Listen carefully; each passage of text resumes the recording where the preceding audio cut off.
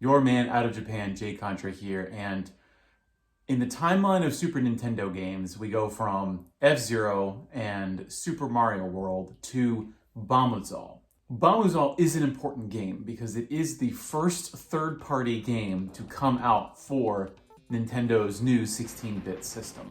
Given the march of history, I think it's very understandable if you haven't heard about or if you've forgotten about Bombuzal, because it's not super remarkable, but there are some things that we can talk about that I think make it quite distinct, particularly among the Super Nintendo's launch window. Bombuzal is a hybrid 2D/3D isometric puzzle game.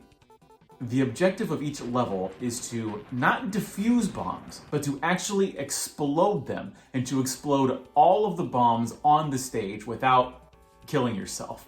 You play as this blue thing. I don't even really know how to describe it. I think in the 2D mode, it's actually very cute, but then when you transition to the 3D mode, it's quite horrifying.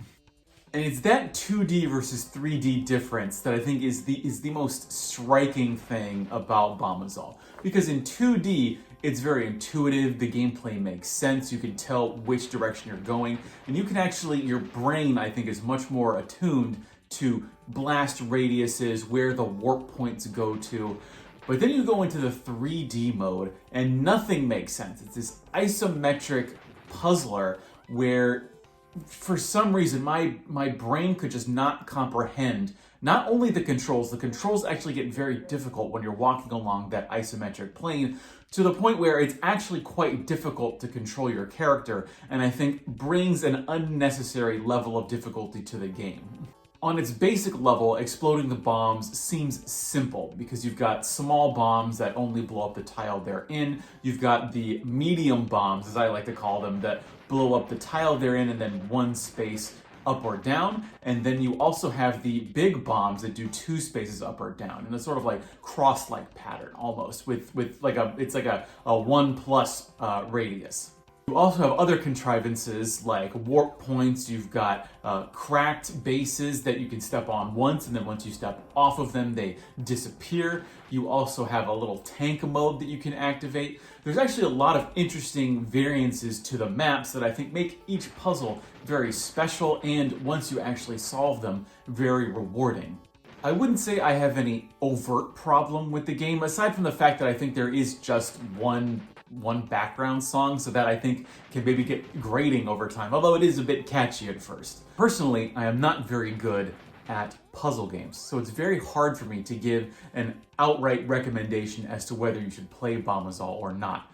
It's a very decent, competently well-made game. I think putting in the 3D mode is the developer's way of saying, we now have access to this new generation of video game technology for home consoles, and let's try doing something different. But I don't think it worked out well.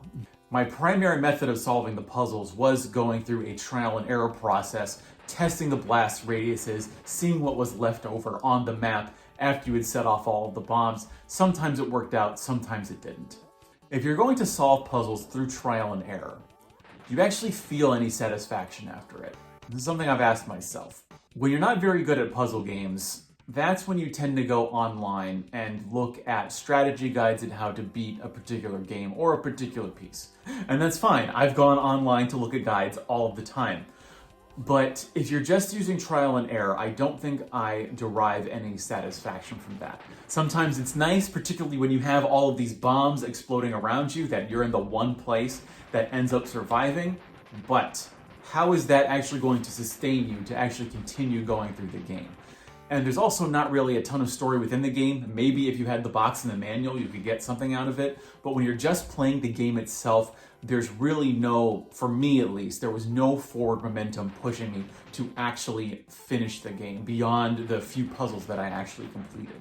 Looking at the contemporary context of sort of the late November, early December of 1990, the problem that Bombuzal faces is that it is overshadowed by some amazing, huge releases that I think when you put it in the panoply of games that were released in the Super Nintendo's launch period, it really is on the bottom of the list. Looking at the big board of games that have been released up to this point, I would of course still have Super Mario and F-Zero in the top two slots, and then Bombuzal comes in at number 3. I don't think it's a bad game. I don't want you to have the impression that it's a bad game. If you are into puzzle games and games for the Super Nintendo, Bombuzal is gonna be for you. Otherwise, it's something that I think you can probably skip for the system. If you loved Bombuzal, I'd love to hear why in the comments, because I only played through maybe a couple of hours of it, and I thought it was fine. But there has to be something in it that spoke to somebody, so I want to hear it. Especially if you were someone who played it contemporaneously when it came out in the early 90s, or if you found it later. Your man out of Japan, Jay Contra. Thanks for watching, see you next time, and mahalo.